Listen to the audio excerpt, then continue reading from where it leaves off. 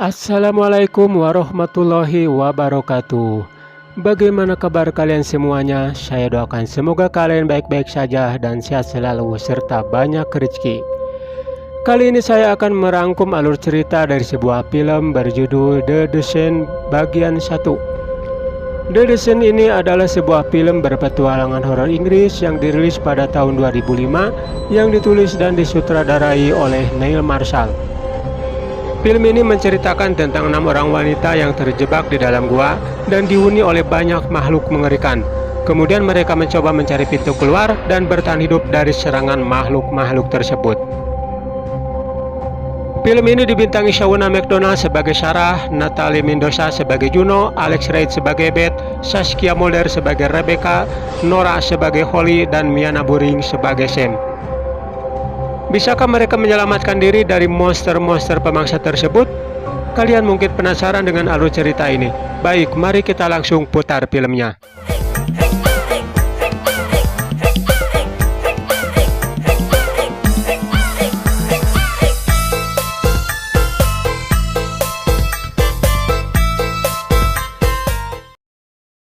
Scene awal cerita ini dimulai dengan memperlihatkan pemandangan sebuah pegunungan dan sungai yang begitu indah dan sangat memanjakan mata. Kemudian di sini terlihat ada 3 orang wanita yang sedang berusaha menaklukkan derasnya aliran sungai. Mereka adalah Sarah, Juno, dan Beth yang sedang bermain arung jeram.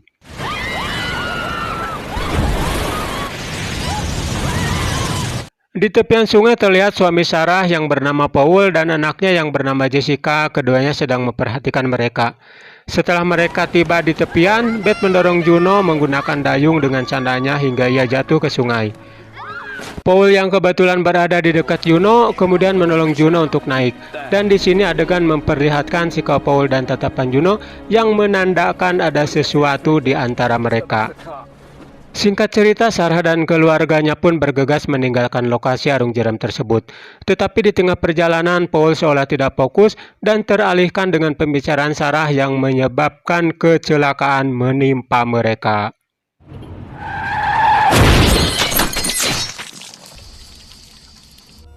Di rumah sakit setelah Sarah tersadar dari mimpi buruk, dia mendapatkan kabar bahwa anak dan suaminya tewas dalam kecelakaan itu. Tentu saja ia merasa sedih, dengan demikian sekarang ia harus hidup tanpa Jessica dan Paul. Singkat cerita, waktu pun berlalu. Setahun kemudian di daerah pegunungan Appalachia, Amerika Serikat, Sarah, Beth, dan Juno kembali berkumpul di sebuah pondok Taman Nasional Kartuga. Di sana mereka juga bertemu dengan teman lama mereka yang bernama Becca dan Sam, serta seorang wanita yang merupakan teman Juno bernama Holly.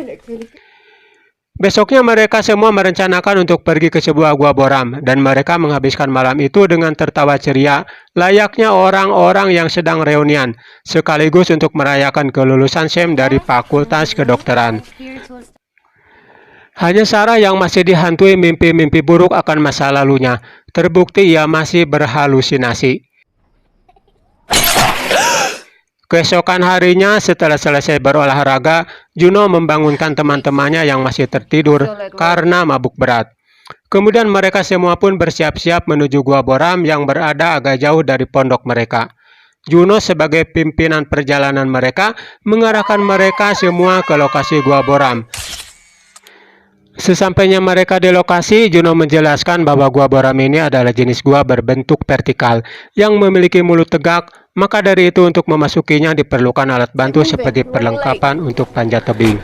Akhirnya mereka tiba di sebuah lubang besar yang merupakan mulut gua boram tersebut.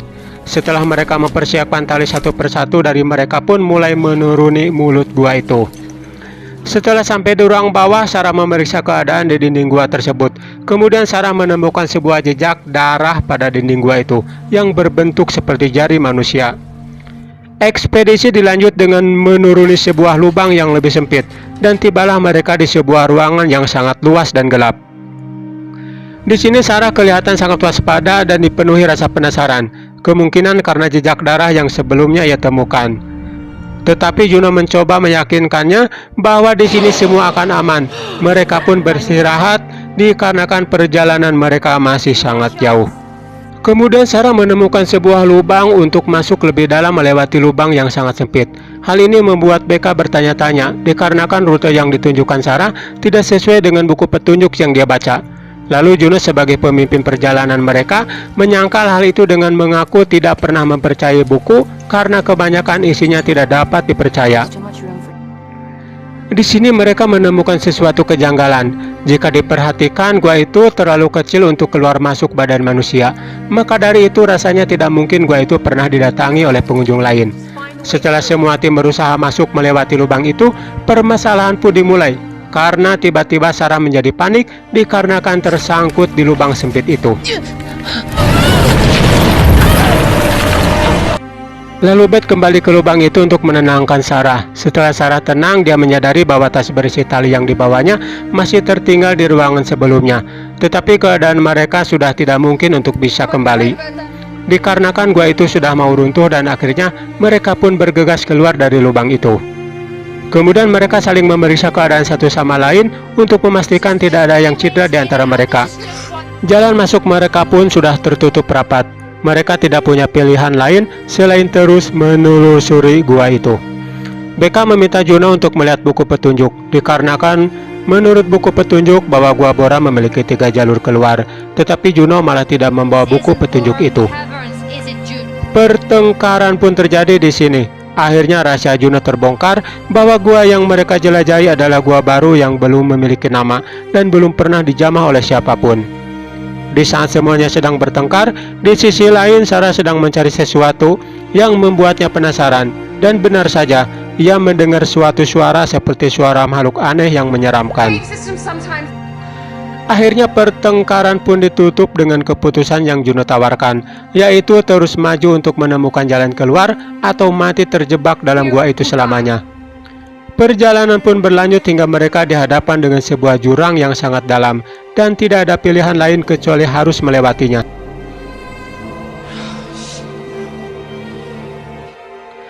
Lalu Becca memutuskan untuk menyeberang duluan dan memasang beberapa pengait tali supaya mereka semua dapat melewati jurang itu.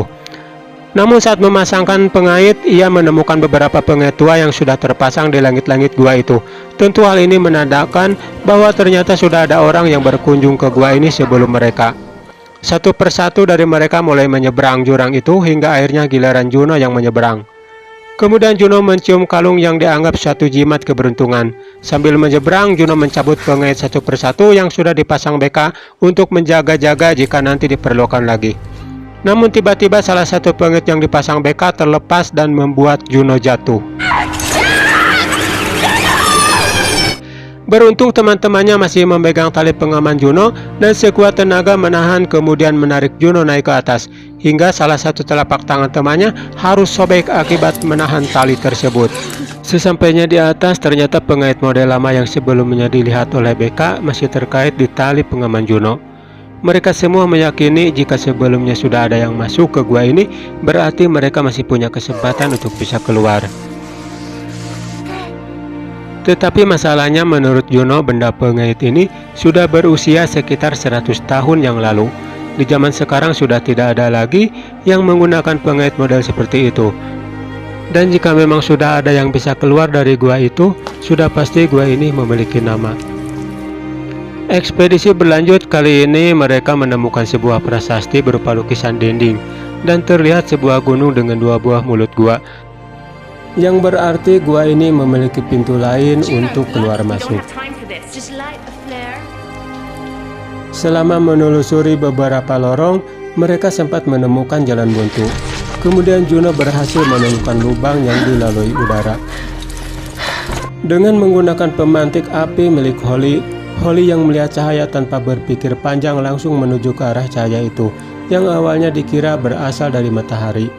Namun ternyata itu adalah cahaya dari zat fosfor pada bebatuan gua. Akhirnya Holly jatuh ke sebuah lubang yang menyebabkan tulang kakinya patah hingga terlepas keluar. Seluruh tim pun turun ke lubang itu dan mencoba merawat kaki Holly. Sarah yang masih memiliki rasa penasarannya tetap mencoba menyelidiki gua itu dan ternyata benar juga. Ia melihat sosok makhluk yang mengerikan.